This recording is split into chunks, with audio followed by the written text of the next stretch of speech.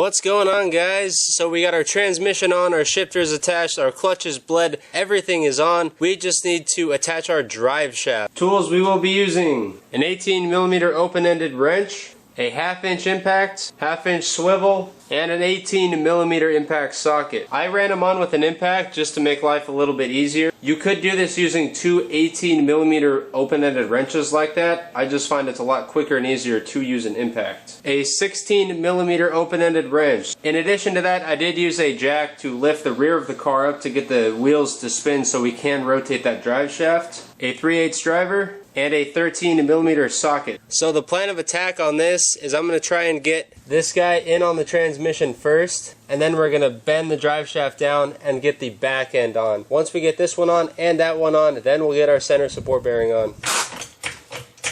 Now, one thing to note about the drive shaft, we will have to rotate it. So you're going to have to get the wheels basically off the ground. If you're using it on wheel ramps, just jack up the back end. If you got it on stands and they spin freely, you're basically good to go. So to be able to spin that differential input flange, we're going to need this to spin so we can get all four on the drive shaft. And we're also going to need to put the transmission in neutral. So make sure that guy's in neutral. So I have the flex disc on the drive shaft, so I'm going to lift this guy up, get the center on here of the flex disc, and then feed these guys on and all the way around. So I'm just going to do them on by hand for now, and then we're going to move to the back, get the back ones, and then we'll get the center support bearing. So I'm pushing the bolts through first, and those can just sort of hang up for now. Now I'm going to get the differential. We'll get those guys on there. Alright, I'm going to thread a couple nuts on. So I don't know if you guys saw that slide. The drive shaft will actually slide back and forth in the middle, and then we're just going to get these nuts on finger tight for now.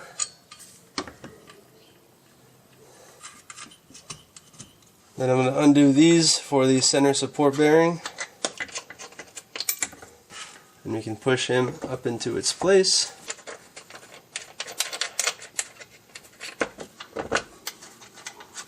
Then we'll tighten these guys down. So I snugged the first one, snug that one, and we're going to tighten it. And then we're going to tighten the second one. Alright, so now we're going to go ahead and tighten all of these guys. Now you could go ahead and tighten them just like the way we did with the rear ones. So get one of them with the wheels on the ground so it'll stay in place, raise it back up, rotate it again, and then get the next guy and do that for all three of them. But I do have an impact here, so I'm just going to run them on with one of those. It's going to make it a little bit quicker. So we'll get our nuts on. I find it's easiest if you hold the nut in the back and then spin the bolt up front. So you're not trying to spin with your fingers back there because you don't have a whole lot of room.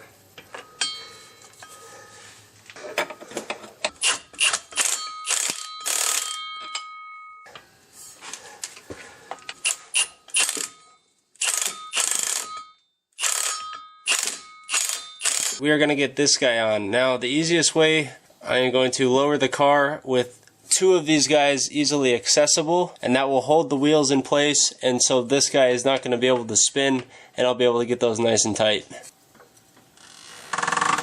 Alright, so I lowered the car down, and that guy's not going anywhere. So now we can get these first two nice and tight. There's one. There's two. Alright, so I'm now going to jack the car back up and then spin the drive shaft 180 and then drop it back down. That'll put the other two right here. We can tighten those. So now we're going to spin that 180. There we go. And we're going to lower it back down. Alright, so now we're going to tighten these last two. One and two.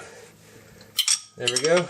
Alright, so our drive shaft is now on. Thank you guys so much for watching. Keep it fresh, and I will see you guys later.